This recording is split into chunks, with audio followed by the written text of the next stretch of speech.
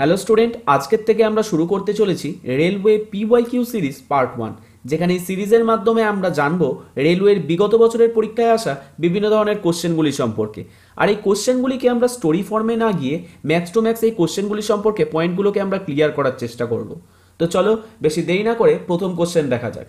তো প্রথম কোশ্চেনে বলেছে প্রার্থনা সমাজ কে তৈরি করে। তো প্রার্থনা সমাজ কে তৈরি করে? প্রার্থনা সমাজ তৈরি করে আত্মারাম পাণ্ডুরঙ্গ। তো আত্মারাম পাণ্ডুরঙ্গ এই প্রার্থনা সমাজ কত সালে তৈরি করে? 1867 সালে তৈরি করে। আর এই প্রার্থনা সমাজ যখন সে তৈরি করেছিল তখন তার সাথে আর কোন কোন ব্যক্তি ছিল?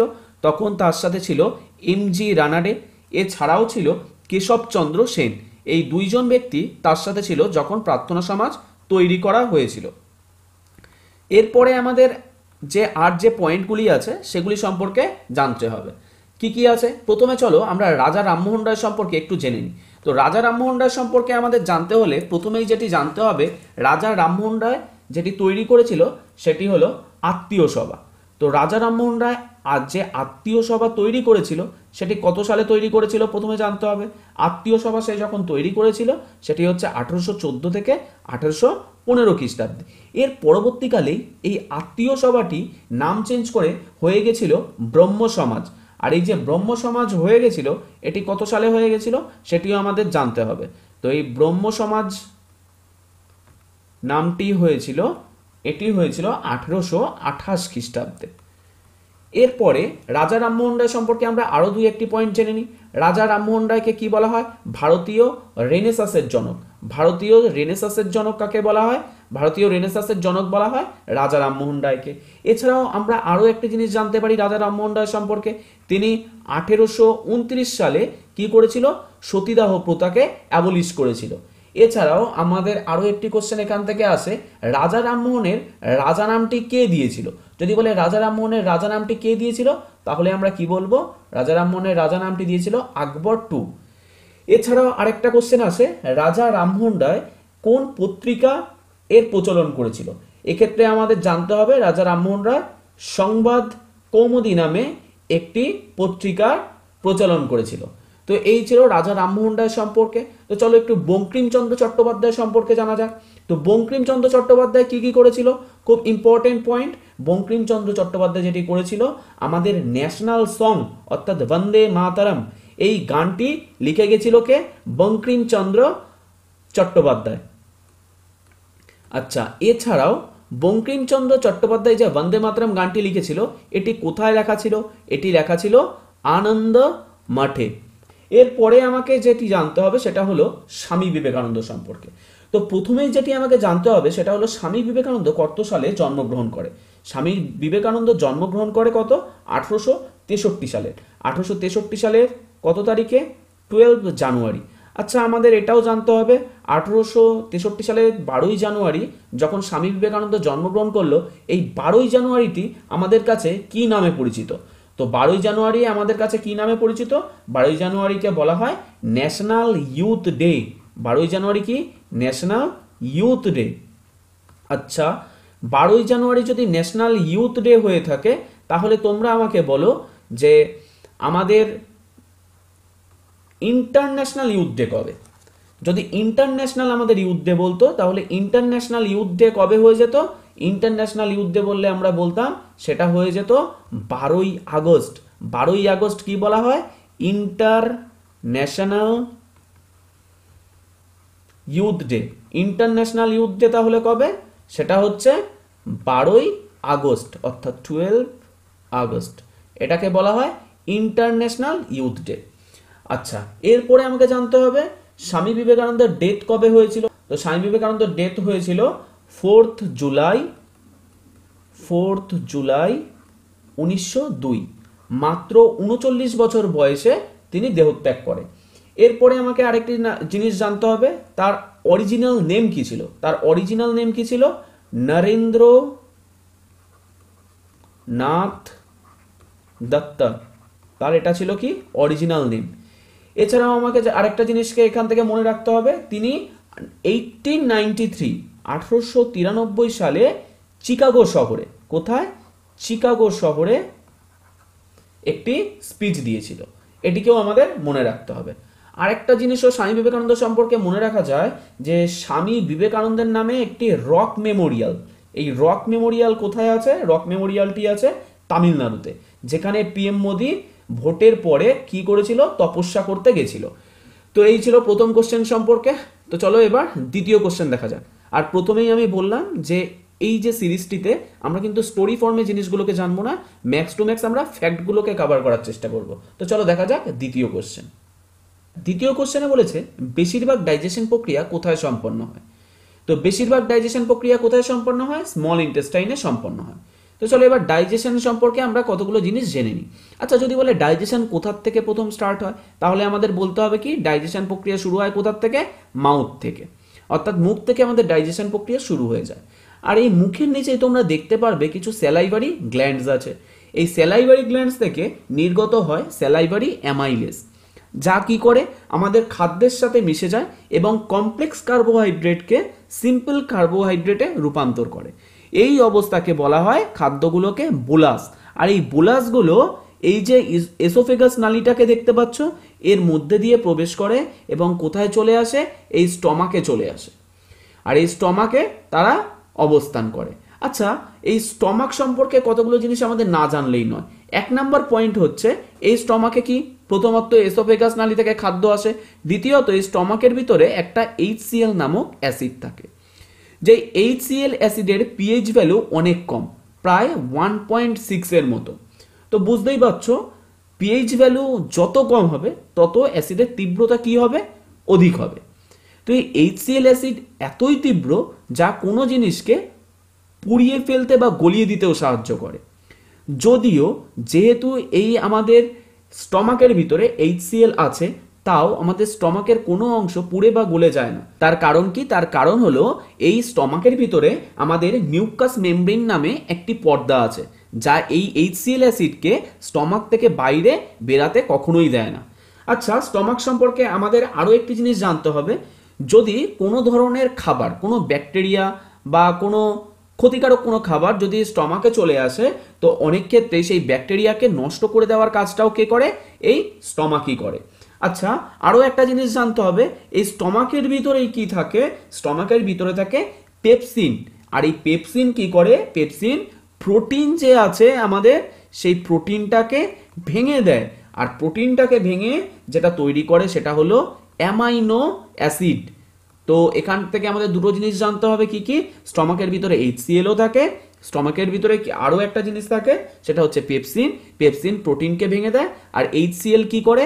আমাদের যে নাকি শরীরের ভিতরে অর্থাৎ স্টমাকের মধ্যে যদি কোনো ব্যাকটেরিয়া প্রবেশ করে সেটাকে নষ্ট করে দেয় এবং খাদ্যকে পাচনে সাহায্য করে। আচ্ছা, এরপরে আমরা পরের পার্টগুলো সম্পর্কে দেখি। এখানটায় আরেকটি পার্ট তোমরা দেখতে পাচ্ছ, এই যে পার্টটা, এই পার্টটাকে কি বলা হয়? এই পার্টটাকে বলা হয় লিভার। আচ্ছা, লিভার কেমন হয়? লিভার হয় রেডিশ ব্রাউন কালারের, ঠিক আছে? এছাড়াও এই যে লিভারের মধ্যে এক ধরনের সেল দেখা যায় যাকে বলা হয় কাপ সেল। যাকে কি বলা হয়? Capsule. এই কাপ সেল যেহেতু আমাদের এই লিভারের মধ্যে আছে, তাই লিভারের রিজেনারেশন পাওয়ার অনেক গুণ বেশি। অর্থাৎ লিভার যদি নষ্টও হয়ে যায়, সে নিজেকে রিজেনারেট করে আবার ঠিক করতে পারে। এটাকে আমাদের জানতে হবে। আচ্ছা, আরেকটা জিনিস তোমরা দেখবে, এই লিভারের মধ্যেই দেখো সবুজ একটি জিনিস আমরা দেখতে পাচ্ছি। আশা করি তোমরা দেখতে পাচ্ছ এইখানটায়। এই সবুজ জিনিসটাকে কি বলা হয়? এই সবুজ জিনিসটাকে বলা হয় গল ব্লাডার। আর এই গল ব্লাডারের ভিতরে থাকে বাইল জুস। আর এই বাইল জুসটা কোথায় চলে আসে? আমাদের স্মল ইন্টেস্টাইনে চলে আসে এবং স্মল ইন্টেস্টাইনে এসে ফ্যাটকে ভেঙে দেয় এবং যে নাকি অ্যাসিডটা HCl অ্যাসিড বা অন্য ধরনের যে অ্যাসিড ছিল সেটাকে বেসিকে পরিণত করে, অর্থাৎ ক্ষারে পরিণত করে। এই জন্য কোনো ধরনের অ্যাসিড আমাদের এই অংশের ভিতরে আসতে পারে না। আচ্ছা, এই গেল আমাদের কি সম্পর্কে? লিভার সম্পর্কে। তাহলে আমরা লিভার সম্পর্কে জানলাম, স্টমাক সম্পর্কেও জানলাম। আচ্ছা, স্মল ইন্টেস্টাইন কোথায়? এই যে তোমরা দেখতে পাচ্ছ, এইখান থেকে যখন নাকি খাদ্যটা আসছে, এই যে পুরো যে জায়গাটা, আমি কালারটাকে চেঞ্জ করে দেখাচ্ছি, এই যে পুরো যে জায়গাটা, এটা হচ্ছে স্মল ইন্টেস্টাইন। আচ্ছা, স্মল ইন্টেস্টাইনকেও আবার 3 ভাগে ভাগ করা যায়। কি কি ভাগে ভাগ করা যায়? স্মল ইন্টেস্টাইনকে ফার্স্ট অফ অল যেটাকে ভাগ করা যায় সেটা হচ্ছে ডিওডেনাম। ডিওডেনাম। এছাড়া আরেকটি ভাগ হচ্ছে জেজুনাম। আচ্ছা, একে আরেকটা ভাগে ভাগ করা যায় যেটাকে বলা হয় ইলিয়াম। আচ্ছা, এই 3 ভাগে স্মল ইন্টেস্টাইনকে ভাগ করা যায়। এছাড়াও স্মল ইন্টেস্টাইনকে বলা হয় মেজর সাইট অফ ডাইজেশন, অর্থাৎ ডাইজেশনের বেশিরভাগ যে নাকি ডাইজেশন প্রক্রিয়া সেটা কোথায় সম্পন্ন হয়? স্মল ইন্টেস্টাইনে সম্পন্ন হয়। এছাড়া আমাদের আরেকটা জিনিস জানতে হবে, এই স্মল ইন্টেস্টাইন নামে স্মল হলেও এটা কিন্তু প্রায় 7 থেকে 8 মিটার চওড়া।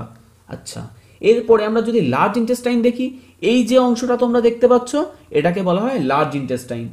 লার্জ ইন্টেস্টাইন নামে লার্জ হলেও এর যে নাকি দৈর্ঘ্য এটা কিন্তু অনেকটাই কম স্মল ইন্টেস্টাইনের থেকে। এটার দৈর্ঘ্য শুধুমাত্র 1 থেকে 2 মিটার। তো চলো এবার দেখা যাক তৃতীয় কোশ্চেন।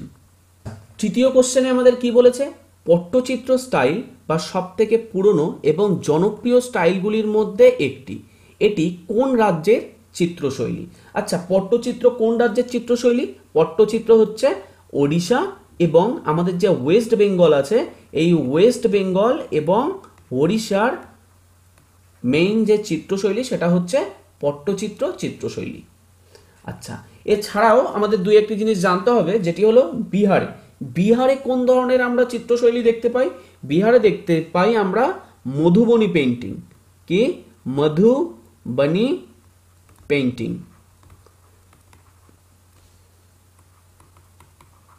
আচ্ছা, বিহারে Madhubani painting.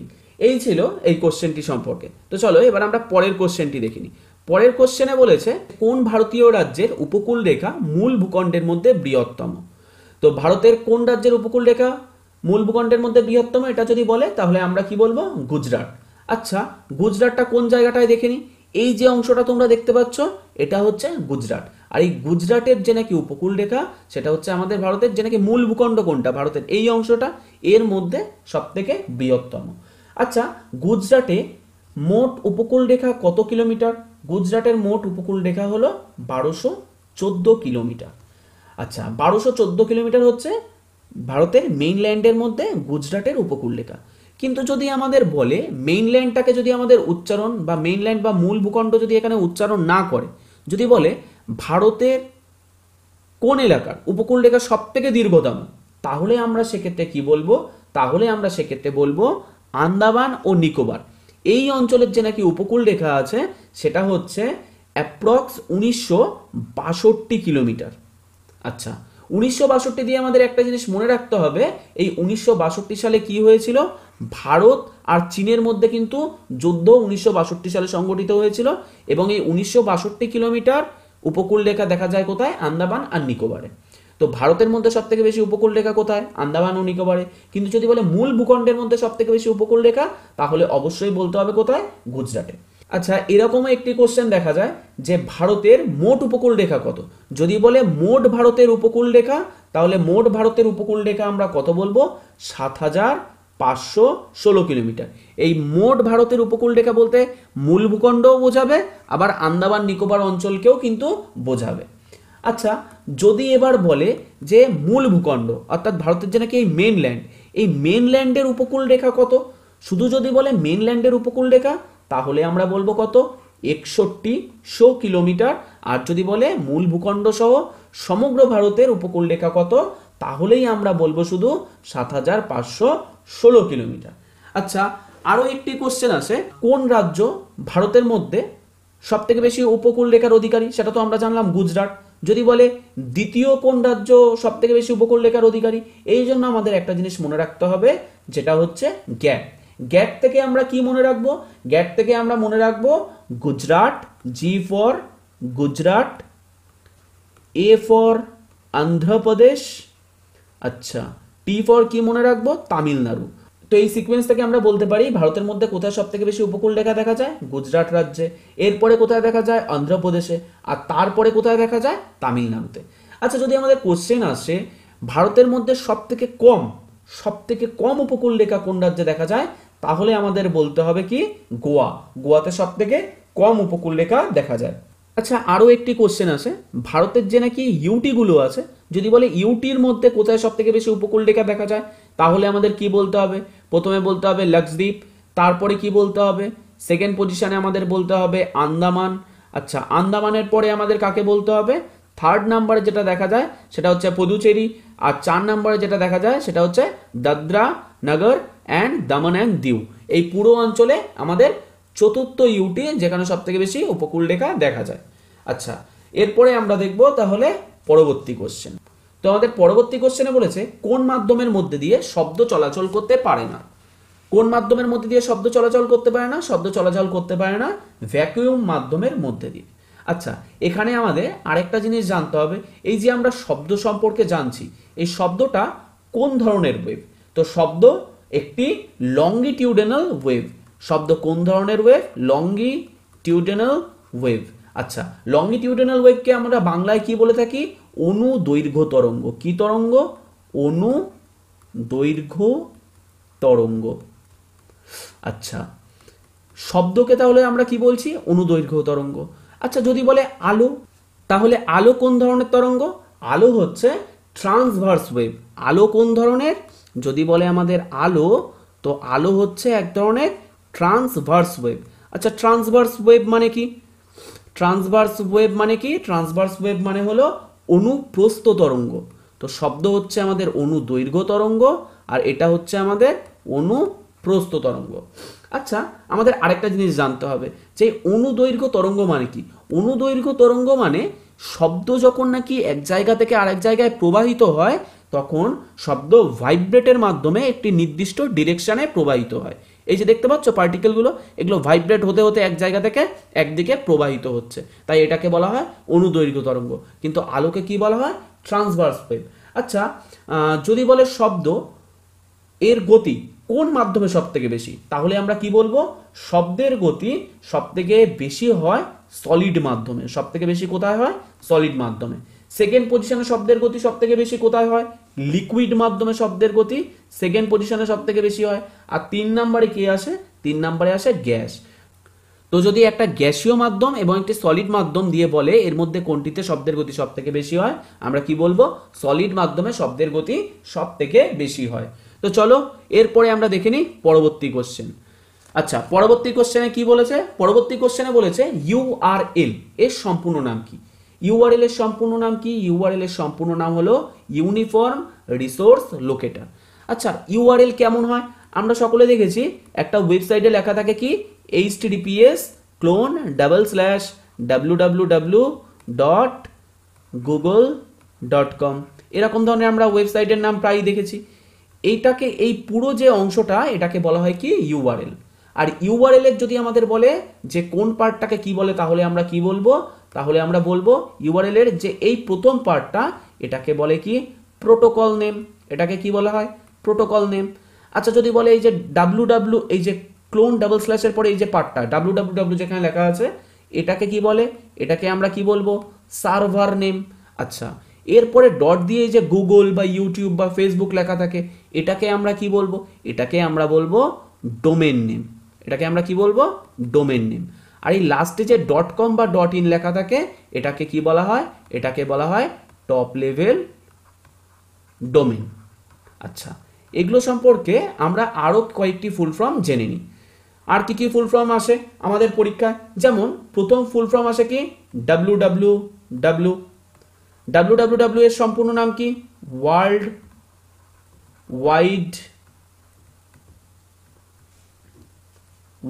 Wide web.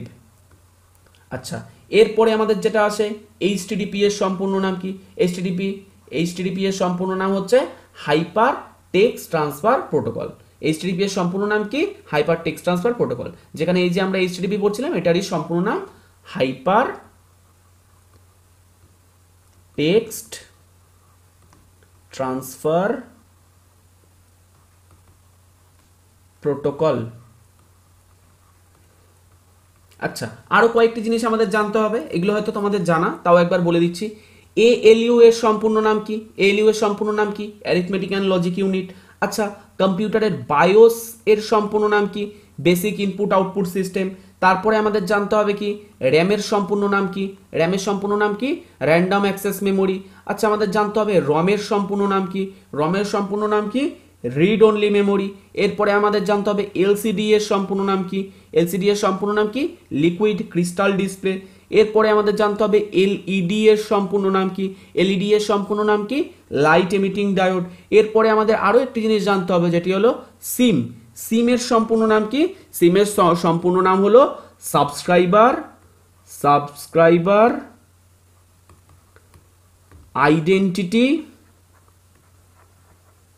Identity module. সিমের সম্পূর্ণ নাম কি, সাবস্ক্রাইবার আইডেন্টিটি মডিউল। এই কতগুলি সম্পূর্ণ নাম আমাদের মনে রাখতে হবে। তো চলো আমরা দেখে নিই পরবর্তী কোশ্চেন। পরবর্তী কোশ্চেনে বলেছে নিচের কোন স্মৃতিস্তম্ভ দিল্লিতে অবস্থিত নয়। তো এর মধ্যে থেকে কোন স্মৃতিস্তম্ভ আমাদের দিল্লিতে অবস্থিত নয়? দিল্লিতে অবস্থিত নয় কি আমাদের বুলান দরওয়াজা। আচ্ছা বুলান দরওয়াজা তাহলে কোথায় অবস্থিত? বুলান দরওয়াজা অবস্থিত আগ্রাতে। আচ্ছা বুলান দরওয়াজা কখন নির্মাণ করা হয়েছিল? বুলান দরওয়াজা নির্মাণ করা হয়েছিল 1571 সালে, অর্থাৎ 1571 সালে আকবর কি করেছিল? গুজরাট জয় করেছিল। যেহেতু 1571 সালে আকবর গুজরাট জয় করেছিল, তাই গুজরাট জয়ের উদ্দেশ্যে আকবর কি বানিয়েছিল? আগ্রায় বানিয়েছিল বুলান দরওয়াজা। তো চলো হুমায়ুনের সমাধি সম্পর্কে আমরা কয়েকটা জিনিস জেনে নিই। তো হুমায়ুনের সমাধিকে ইউনেস্কো ওয়ার্ল্ড হেরিটেজ সাইট বলে গণনা করা হয়েছে। এরপরে জানতে হবে এই হুমায়ুনের সমাধি কে বানিয়েছে? হুমায়ুনের সমাধি কে বানিয়েছে? বানিয়েছে হাজি বেগম। আচ্ছা হুমায়ুনের সমাধি হাজি বেগম বানিয়েছে। এরপরে আমাকে জানতে হবে হুমায়ুন একটা শহর বানিয়েছিল, খুব ইম্পর্টেন্ট। সেই শহরটির নাম কি? শহরটির নাম হলো দিন পনাহ। হুমায়ুন যে শহরটি বানিয়েছিল তার নাম কি? দিন পনাহ। আচ্ছা এরপরে আমাদের জানতে হবে আলাই দরওয়াজা। এই আলাই দরওয়াজা কে বানিয়েছিল? আলাই দরওয়াজা বানিয়েছিল কে? আলাউদ্দিন খলজি। আলাউদ্দিন খলজি কি বানিয়েছিল? আলাই দরওয়াজা। আচ্ছা আলাউদ্দিন খলজি আলাই দরওয়াজা আর বুলান দরওয়াজা বানিয়েছিল কে? আকবর গুজরাট জয়ের উদ্দেশ্যে 1571 সালে আগ্রায়। আচ্ছা এছাড়াও আমাকে একটা জিনিস জানতে হবে, এই যে জিনিসগুলো যে বানানো হয়েছিল না স্মৃতিস্তম্ভ, প্রাচীন দিনে যে এগুলো বানানো হতো, এইগুলো কোন স্টাইলে বানানো হতো? এগুলো বানানো হতো চারবাগ স্টাইলে। আচ্ছা এই চারবাগ স্টাইল তাহলে কোশ্চেন আসে কিসের সাথে যুক্ত? চারবাগ স্টাইল যুক্ত মুঘলদের সাথে, কারণ মুঘলদের আমলে এই চারবাগ স্টাইলে বিভিন্ন ধরনের স্তম্ভ খুব বেশি পরিমাণে তৈরি হতো। তো চলো এবার দেখা যাক পরবর্তী কোশ্চেন। পরবর্তী কোশ্চেনে বলেছে ভারতের কেন্দ্রীয় আলু গবেষণাগার কোথায় অবস্থিত। তো ভারতের কেন্দ্রীয় আলু গবেষণাগার কোথায় অবস্থিত? সিমলায় ভারতের কেন্দ্রীয় আলু গবেষণাগার অবস্থিত। এরপরে আমাদের তাহলে জানতে হবে কানপুরে কি কি আছে। তো ভারতের যে নাকি কানপুর আছে, কানপুরে 1 নম্বর যেটা আছে সেটা হচ্ছে পালসেস রিসার্চ ইনস্টিটিউট। এছাড়াও কানপুরে আরও একটা জিনিস আছে, সেটা হলো sugar research institute. Sugar research institute কোথায় আছে? সেটাও আছে কানপুরে। আচ্ছা এই যে উড়িষ্যার কটক শহর, এই কটক শহরে কি আছে? এখানে আছে rice research institute. Rice research institute তাহলে কোথায় আছে? রাইস রিসার্চ ইনস্টিটিউট আছে কটকে। আর সিমলায় তো আমরা জানলাম আলু গবেষণাগার আছে। আচ্ছা তাহলে যদি বলে কোয়েম্বাটুরে কি আছে? কোয়েম্বাটুরটাও খুব ইম্পর্টেন্ট, কারণ কোয়েম্বাটুরে আছে সুগার ইনস্টিটিউট। এক্ষেত্রে আমাদের মনে রাখতে হবে কোয়েম্বাটুরে কিন্তু আছে কি? Sugar institute. কিন্তু যদি বলে আমাদের কানপুর, তাহলে কানপুরে হবে কি? Sugar research institute. এখানে কিন্তু সুগার রিসার্চ ইনস্টিটিউট, আর কোয়েম্বাটুরে আছে কি? শুধু সুগার ইনস্টিটিউট। সিমলায় আমরা জানলাম কেন্দ্রীয় আলু গবেষণাগার, আর কানপুরে কি আছে? পালসেস রিসার্চ ইনস্টিটিউট আর সুগার রিসার্চ ইনস্টিটিউট। তো চলো এবার দেখা যাক পরবর্তী কোশ্চেন। পরবর্তী কোশ্চেনে বলেছে রাজতরঙ্গিনী কে লিখেছে? রাজতরঙ্গিনী লিখেছে হচ্ছে কলহন। আচ্ছা রাজতরঙ্গিনী কোন ভাষায় লেখা ছিল? রাজতরঙ্গিনী লেখা ছিল সংস্কৃত ল্যাঙ্গুয়েজে। আচ্ছা রাজতরঙ্গিনীতে কিসের কথা লেখা আছে? রাজতরঙ্গিনীতে লেখা আছে কাশ্মীরের ইতিহাস। রাজতরঙ্গিনীতে কিসের কথা লেখা আছে?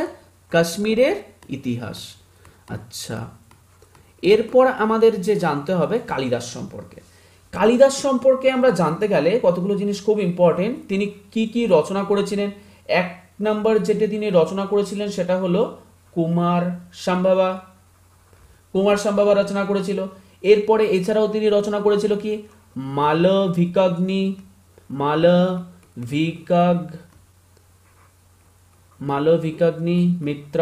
আচ্ছা তোমরা বলতে পারবে মালবিকাগ্নি মিত্র কিসের সাথে যুক্ত, মানে কার উদ্দেশ্যে লিখেছিল? আচ্ছা এছাড়াও তিনি কি লিখেছিল? অভিজ্ঞান শকুন্তলম, অভিজ্ঞান শকুন্তলম। আচ্ছা অভিজ্ঞান শকুন্তলম ছাড়া আর কি লিখেছে? তিনি তার লেখা আছে মেঘদূতম। এরপর জানতে হবে তার আরো একটি লেখা, সেটা হচ্ছে ঋতু সমাহার। এছাড়াও তিনি লিখেছে কি ঋতু সমাহার। তো মোটামুটি এই পাঁচটার কথা আমাদের কিন্তু মনে রাখতে হবে। আচ্ছা একটা কোশ্চেন আমি তোমাদের জিজ্ঞেস করেছিলাম, এই মালবিকাগ্নি মিত্র তিনি কার উদ্দেশ্যে লিখেছিল? তো মালবিকাগ্নি মিত্র তিনি কি লিখেছিল? পুষ্যমিত্র শুঙ্গ, পুষ্যমিত্র শুঙ্গ এর ছেলের উদ্দেশ্যে, পুষ্যমিত্র সিংহের ছেলের উদ্দেশ্যে। আচ্ছা এই পুষ্যমিত্র শুঙ্গ কে ছিল? এই পুষ্যমিত্র শুঙ্গ ছিল কে? শুঙ্গ বংশের প্রতিষ্ঠাতা। পুষ্যমিত্র শুঙ্গ কে ছিল? শুঙ্গ বংশের প্রতিষ্ঠাতা। আচ্ছা এছাড়া আরেকটা জিনিস আমাদের জানতে হবে, এই শুঙ্গ বংশের প্রতিষ্ঠাতা করেছিল কে? পুষ্যমিত্র সিংহ। কিন্তু তিনি কাকে হারিয়ে এই শুঙ্গ বংশের প্রতিষ্ঠা করেছিল? তো যদি সেই কোশ্চেনটি আসে তাহলে আমরা কি বলবো? লাস্ট যে নাকি মৌর্য রুলার ছিল, লাস্ট যে মৌর্য রুলার ছিল অর্থাৎ বৃহদ্রথ, তাকে হারিয়ে পুষ্যমিত্র শুঙ্গ শুঙ্গ বংশের প্রতিষ্ঠা করেছিল। আচ্ছা এরপরে আমাদের পরের পয়েন্ট যেটা ছিল শূদ্রক। শূদ্রক সম্পর্কে আমাদের একটা জিনিস মনে রাখতে হবে, শূদ্রক কি ছিল? শূদ্রক ছিল কিন্তু সার্জেন্ট। সেই টাইমে শূদ্রক কে ছিল? শূদ্রক ছিল একজন সার্জেন্ট। আচ্ছা এরপর আমাদের জানতে হবে অষ্টাধ্যায়ী। অষ্টাধ্যায়ী কে লিখেছে? অষ্টাধ্যায়ী লিখেছে কে? পাণিনি। পাণিনির লেখা কি? অষ্টাধ্যায়ী। আচ্ছা এখান থেকে আমাদের এগুলোই জানতে হবে। তো রাজতরঙ্গিনী কে লিখেছিল? কলহান। অষ্টাধ্যায়ী পাণিনি। কালিদাসের লেখা কুমার সম্ভবা। মালবিকাগ্নি মিত্র অভিজ্ঞান শকুন্তলম আর মেঘদূতম। আর আরেকটা জিনিস আমাদের যেটা মনে রাখতে হবে সেটা হচ্ছে ঋতু সমাহার। আর মালবিকাগ্নি মিত্র কার উদ্দেশ্যে লেখা ছিল? পুষ্যমিত্র শুঙ্গের ছেলের উদ্দেশ্যে। পুষ্যমিত্র শুঙ্গ কে ছিল? পুষ্যমিত্র শুঙ্গ ছিল কে? শুঙ্গ বংশের প্রতিষ্ঠাতা এবং তিনি মৌর্য সাম্রাজ্যের লাস্ট রুলার বৃহদ্রথকে হারিয়ে তিনি শুঙ্গ বংশের প্রতিষ্ঠা করেছিল। তো চলো দেখা যাক আজকে লাস্ট কোশ্চেন, অর্থাৎ আমাদের 10 নাম্বার কোশ্চেন। 10 নাম্বার কোশ্চেনে আমাদের কি বলেছে? কোন সালে আকবর ও হেমুর মধ্যে পানিপথের দ্বিতীয় যুদ্ধ হয়েছিল? তো আকবর ও হেমুর মধ্যে পানিপথের দ্বিতীয় যুদ্ধ কবে হয়েছিল? 1556 সালে। আচ্ছা 1556 সালে আকবরের হয়ে কে যুদ্ধ করেছিল? আকবরের হয়ে এই টাইমে 1556 সালে পানিপথের দ্বিতীয় যুদ্ধে যুদ্ধ করেছিল হচ্ছে কে? বৈরাম খাঁ। বৈরাম খান। এ কি করেছিল? আকবরের হয়ে এই টাইমে যুদ্ধ করেছিল। আচ্ছা এই বৈরাম খাঁর সাথে কার যুদ্ধ হয়েছিল? বৈরাম খাঁর সাথে যুদ্ধ হয়েছিল হেমু। আচ্ছা এরপরে আমাদের আর যে সালগুলো দেওয়া আছে চলো সেইগুলো সম্পর্কে একটু আমরা ডিটেলসে জেনে নিই। আচ্ছা 1576 সালে কি হয়েছিল? 1576 সালে হয়েছিল হলদিঘাটের যুদ্ধ। 1576 সালে কি হয়েছিল? হলদিঘাট এর যুদ্ধ। আচ্ছা এই যুদ্ধটা কার কার মধ্যে হয়েছিল? হলদিঘাটের যুদ্ধ হয়েছিল কে? মহারানা প্রতাপ। মহারানা প্রতাপ। মহারানা প্রতাপ আর কার মধ্যে হয়েছিল? আকবরের সৈন্যদের মধ্যে। মহারানা প্রতাপ আর আকবর এর সৈন্যদের মধ্যে হয়েছিল হলদিঘাটের যুদ্ধ 1576। 1556তে আমরা বললাম 1556তে হয়েছিল বৈরাম খানের সাথে হেমুর যুদ্ধ হয়েছিল।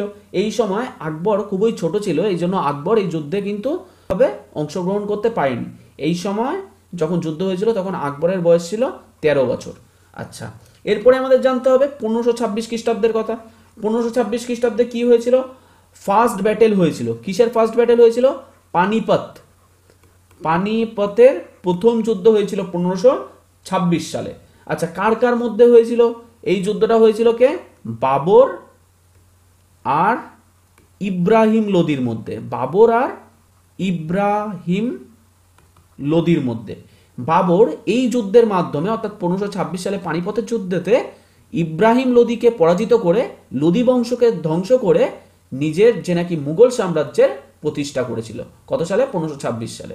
আচ্ছা, এরপর 1536 সাল সম্পর্কে আমাদের খুব একটা কিছু জানতে হবে না, কিন্তু এখানে আরেকটা জিনিস আমাদের জেনে রাখা ভালো, সেটা হচ্ছে পানিপথের যে তৃতীয় যুদ্ধ সেটা কবে হয়েছিল। তো পানিপথের যে তৃতীয় যুদ্ধ সেটা হয়েছিল কত সালে? 1761 সালে। কার কার মধ্যে হয়েছিল এই পানিপথের তৃতীয় যুদ্ধ? পানিপথের